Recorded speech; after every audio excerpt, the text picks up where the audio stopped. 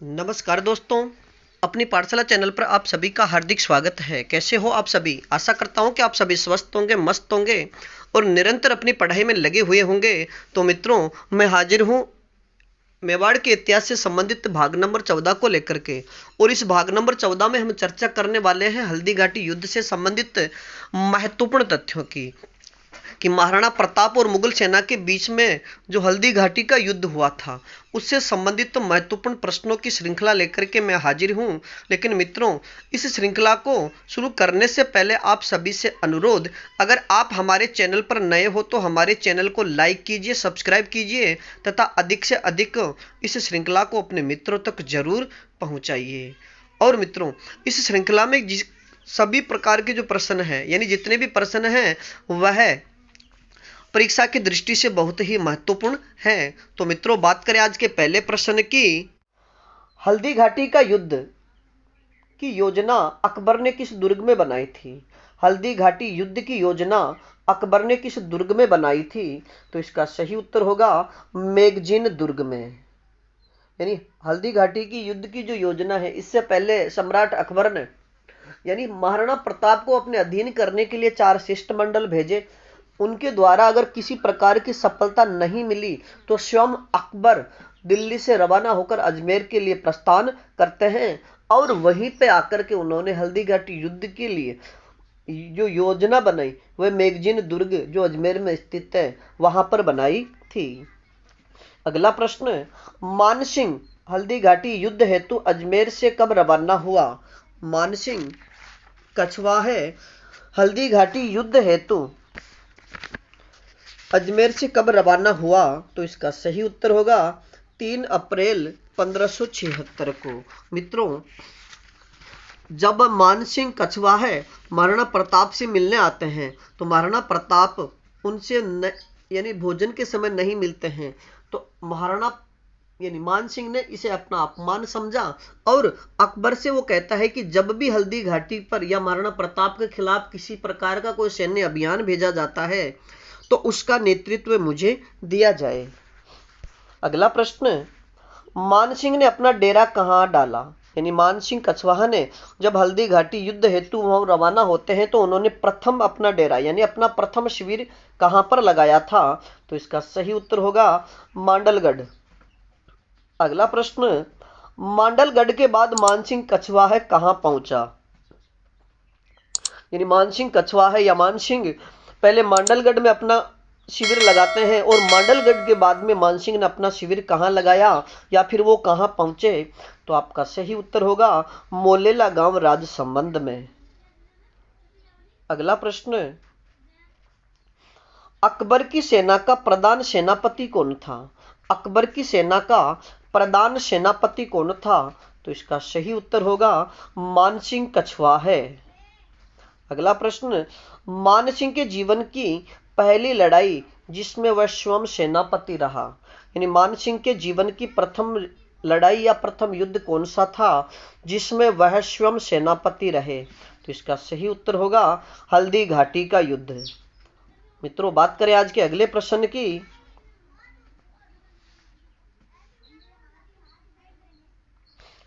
हल्दी घाटी युद्ध में सेना का अनुपात क्या था? कि हल्दी घाटी का जो युद्ध रहा उसमें सेना का अनुपात क्या था? तो इसका सही उत्तर होगा 4:1। यानी अगर विस्तृत रूप से चर्चा करें तो हल्दी घाटी के युद्ध में यानी मुगलों की जो सेना थी वह महाराणा प्रताप की सेना से 4 गुनी अधिक थी। यानी एक अंदाजा लगाया जाता है कि मुगलों की सेना 3,20,000 और महाराणा प्रताप की जो सेना थी उसमें मात्र 80,000 सैनिक थे। यानी महाराणा प्रताप की सेना में केवल 80,000 सैनिक ही थे। तो हल्दी घाटी के युद्ध में मुगल और महाराणा प्रताप की सेना का अनुपात 4:1 रहा। अगला प्रश्न, मुगल सेना में हरावल का नेतृत्व किसने किया?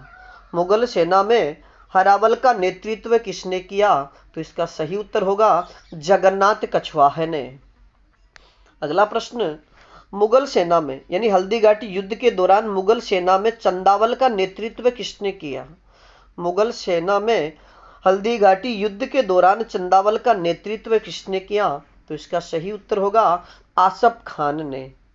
और मित्रों अब एक बार हम हरावल और जो चंदावल है इससे संबंधित तथ्यों की चर्चा करें कि हरावल किसे कहा जाता है। कि सेना के अग्रभाग का जो नेतृत्व करता है वो होता है हरावल। यानी जैसे सेना अगर किसी भी मैदान में युद्ध करने जा रही है और उसके आगे सबसे आगे का जो भाग होता है सेना का, उस अग्रभाग को ही हरावल कहा जाता है। तो आप इसे याद रखिए कि मुगल सेना में जो हरावल था अर्थात सेना का जो सबसे आगे का हिस्सा था उसका नेतृत्व जगन्नाथ कछवाहा कर रहे थे। अब बात करें कि चंदावल क्या होता है, तो सेना के जो पीछे का भाग है, यानी जैसे कोई सेना युद्ध करने के लिए आगे जा रही है तो ये हरावल और जो पीछे का भाग है इसे चंदावल कहा जाता है। और मुगल सेना में चंदावल का नेतृत्व आसफ खान कर रहे थे।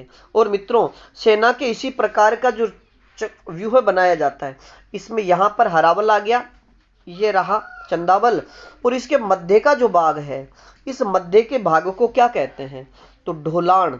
सेना का जो मध्य भाग है इसे ढोलान कहते हैं, अर्थात जो मध्य भाग का नेतृत्व करता है उसे ढोलान कहा जाता है। अब बात करें आज के अगले प्रश्न की। हल्दी घाटी युद्ध में प्रताप की सेना में हरावल का कार्य किसने किया।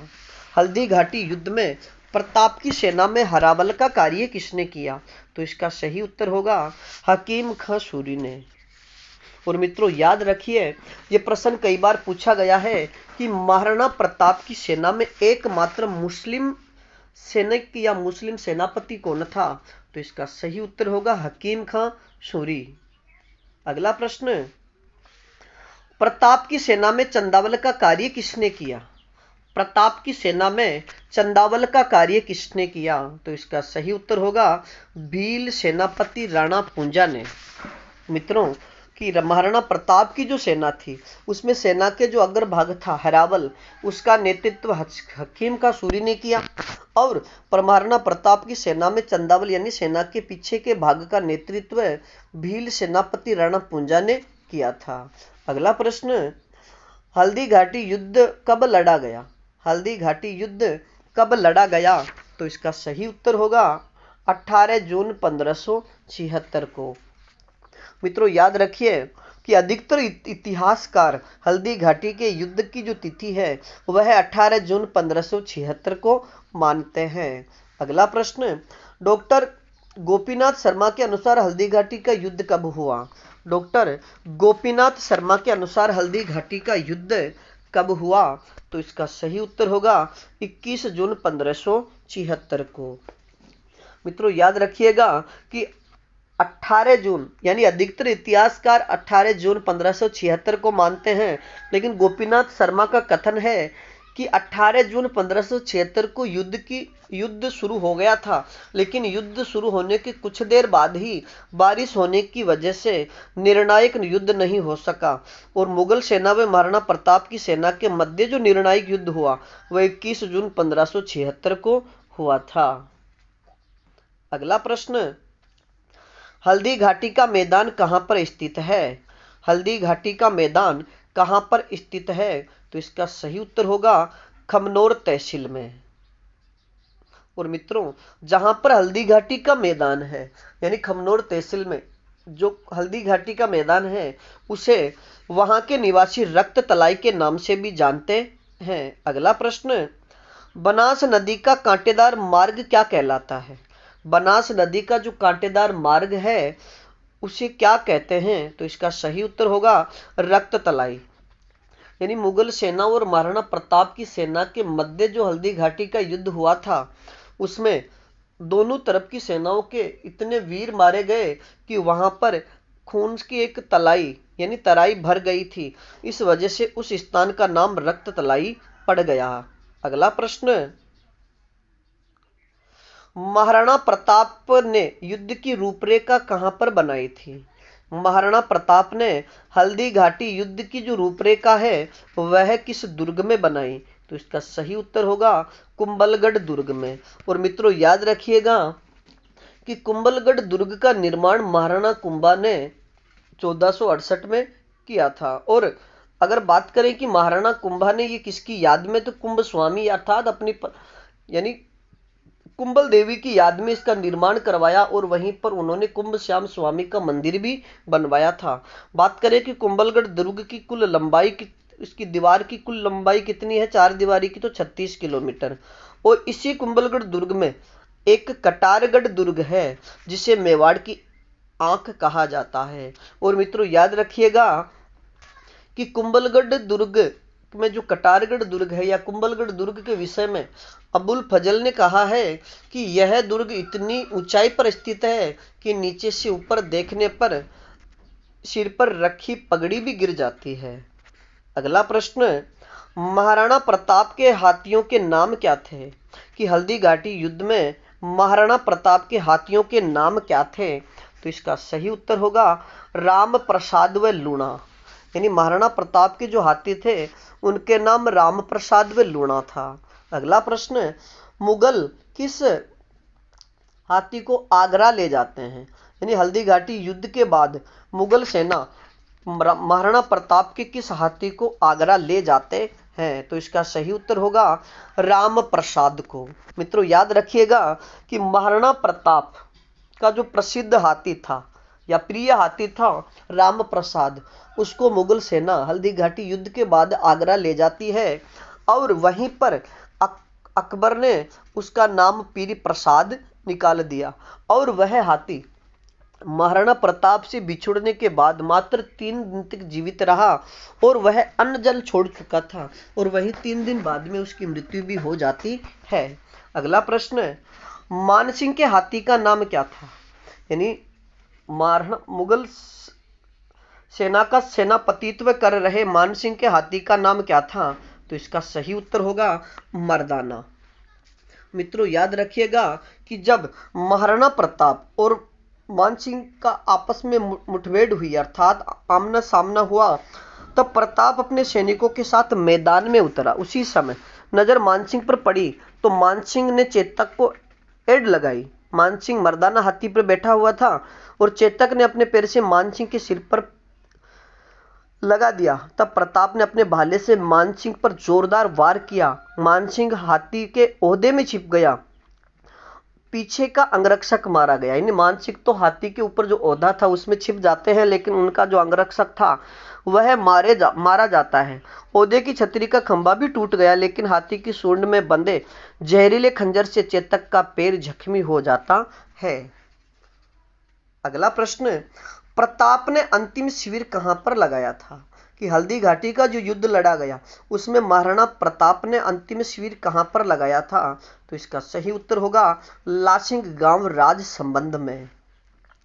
अगला प्रश्न, महाराणा प्रताप के सहयोगी कौन कौन थे? हल्दी घाटी युद्ध में महाराणा प्रताप के सहयोगी कौन कौन थे? तो राम सिंह तंवर, झाला बीदा, रावत कृष्णदास और अखेराज सोनगरा। मित्रों याद रखिएगा कि हल्दी घाटी युद्ध में महाराणा प्रताप के सहयोगियों में यानी राम सिंह तंवर, झाला बीदा, कृष्णदास और अखेराज सोनगरा जो उनके नाना थे। और मित्रों जब हल्दी घाटी का युद्ध होता है उस युद्ध में महाराणा प्रताप का घोड़ा चेतक जब घायल हो जाता है तब महाराणा प्रताप को युद्ध से निकालने का जो कार्य है वो झाला बीदा ने किया और महाराणा प्रताप का जो राज चिन्ह था उसी को लेकर अपने यानी सिर पे पहन करके धारण करके वह युद्ध करते हैं और मुगल सेना झाला बीदा को ही प्रताप मान करके उसकी हत्या कर दी जाती है अर्थात मार दिया जाता है और महाराणा प्रताप हल्दी घाटी युद्ध का जो मैदान है उसको छोड़कर चले जाते हैं। अगला प्रश्न, हल्दी घाटी युद्ध में प्रताप का राज चिन्ह किसने धारण किया? कि हल्दी घाटी युद्ध में प्रताप का राज चिन्ह किसने धारण किया? तो इसका सही उत्तर होगा झाला बीदा ने। अगला प्रश्न, हल्दी घाटी युद्ध में शहीद होने वाला प्रथम मेवाड़ी योद्धा कौन था? हल्दी घाटी युद्ध में शहीद होने वाला प्रथम मेवाड़ी योद्धा कौन था? तो इसका सही उत्तर होगा राम रख पंवार। और मित्रों बात करें अगले प्रश्न की, हल्दी घाटी युद्ध में अकबर के आने की झूठी खबर किसने फैलाई थी? हल्दी घाटी युद्ध में अकबर के आने की झूठी खबर किसने फैलाई? तो इसका सही उत्तर होगा मेहतर खां ने। मित्रों याद रखिएगा कि 18 जून को दोनों सेनाओं में हल्दी घाटी के तंग दर्रे यानी राजसमंद में युद्ध प्रारंभ हुआ। राजपूतों ने पहला बार इतना जोशीला किया कि मुगल सैनिक भागने लगे। स्वयं बदायूं ने भी युद्ध से भाग खड़ा हुआ था कि जो पहला वार हुआ उसमें राजपूतों ने अपनी वीरता का परिचय दिया और मुगल सेना के छक्के छुड़ा दिए। मुगल सेना भागने लगी। तब इसी समय जो मेहतर खां थे, जो रिजर्व फौज के प्रभारी थे, मित्रों याद रखिएगा मेहतर खां रिजर्व फौज यानी जो संरक्षित सेना रखी जाती है उसके अधिकारी थे, ने झूठी खबर अफवाह फैला दी कि बादशाह अकबर स्वयं शाही सेना लेकर के आ रहे हैं। और जिन जिन ने यह बात सुनी तो वह फिर उसी तत्परता के साथ इससे मुगल सेना में हिम्मत बंध गई और पुनः तत्पर होकर आगे बढ़े। और दूसरा जब वार किया गया तो इसमें राजपूत सेना पहले मोर्चे पर तो सफल होने के बाद बनास नदी के किनारे वाले मैदान, जिसे रक्त तलाई कहा, वहां तक आ जाती है। लेकिन पुनः जब युद्ध आरंभ हुआ, पहले उसमें हाथियों की लड़ाई हुई। और मित्रों याद रखिएगा दोपहर का समय हो चुका था। जून के महीने की तेज गर्मी में दोनों पक्षों के सैनिकों का खून उबाल रहा था। युद्ध में मैदान इतनी तेज हलचल थी कि मुगल सेना के राजपूतों और प्रताप की सेना के राजपूतों को पहचानना कठिन हो गया था। यानी जब 18 जून को युद्ध हुआ उसमें गर्मी यानी मौसम तो गर्मी का था ही, लेकिन पहले मोर्चे में तो राजपूत मुगलों की सेना को भगा देते हैं। लेकिन जैसे ही मेहतर खां द्वारा ये झूठी अफवाह फैलाई जाती है तो मुगल सैनिक भी बड़े उत्साह के साथ उन पर पुनः वार करते हैं। अब बात करें अगले प्रश्न की। प्रताप के घोड़े चेतक की समाधि कहां बनी हुई है? महाराणा प्रताप के घोड़े चेतक की समाधि कहां पर बनी हुई है? तो इसका सही उत्तर होगा बलीचा गांव में। मित्रों याद रखिएगा कि मानसिंह के हाथी मर्दाना के सूंड में लगी हुई तलवार से महाराणा प्रताप का घोड़ा चेतक का पीछे वाला पैर कट जाता है, जिसमें जहर भी लगा हुआ था। तो चेतक बुरी तरह से घायल हो चुका था।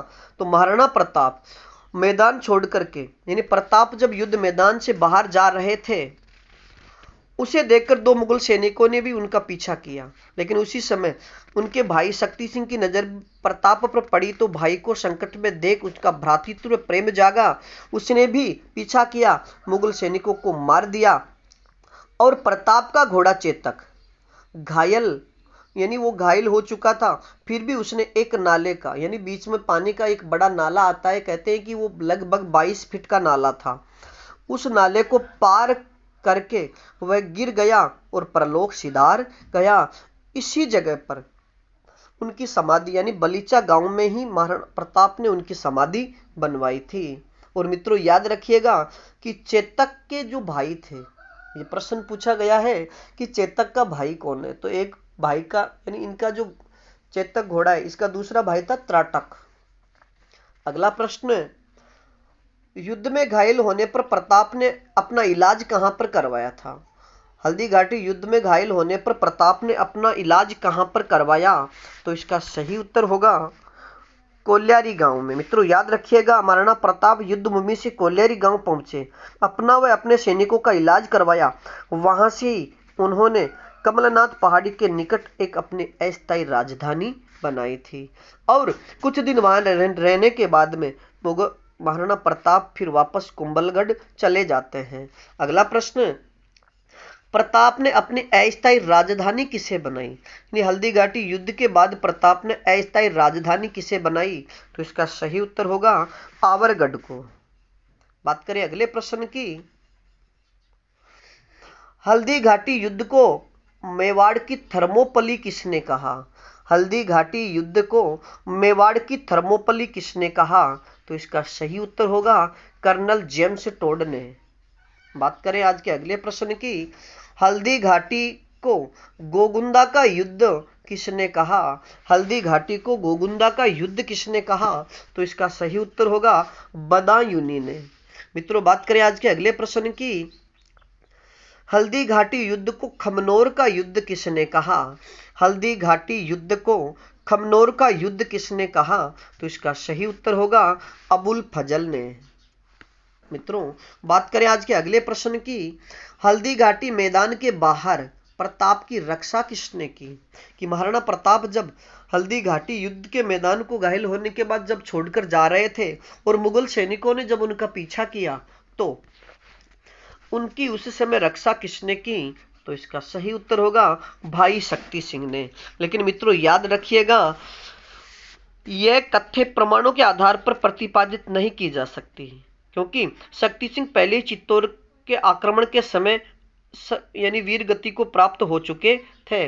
संभवतः दोनों भाइयों को मिलाने की कथा भाटों ने गढ़ ली हो। यदि शक्ति सिंह मुगलों के साथ होता तो बदायूं की सूची में उसका नाम अवश्य होता। बात करें आज के अगले प्रश्न की। हकीम खान सूरी का मकबरा कहां बना हुआ है? यानी महाराणा प्रताप की सेना के अग्रभाग का नेतृत्व करने वाले एकमात्र मुस्लिम सैनिक हकीम का सूरी का मकबरा कहां बना हुआ है? तो इसका सही उत्तर होगा खमनोर राज संबंध में। अगला प्रश्न, अकबर की सेना के प्रमुख हाथी कौन कौन से थे? यानी हल्दी घाटी युद्ध के दौरान अकबर की सेना के प्रमुख हाथी कौन कौन से थे? तो इसका सही उत्तर होगा गजमुक्ता, गजराज और रणमंदर। और महाराणा मानसिंह कछवा जिस हाथी पर बैठे थे उस हाथी का नाम था मर्दाना।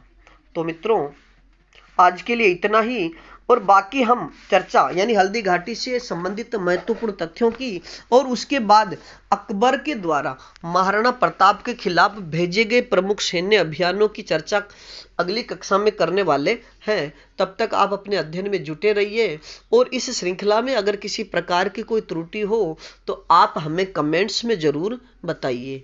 धन्यवाद।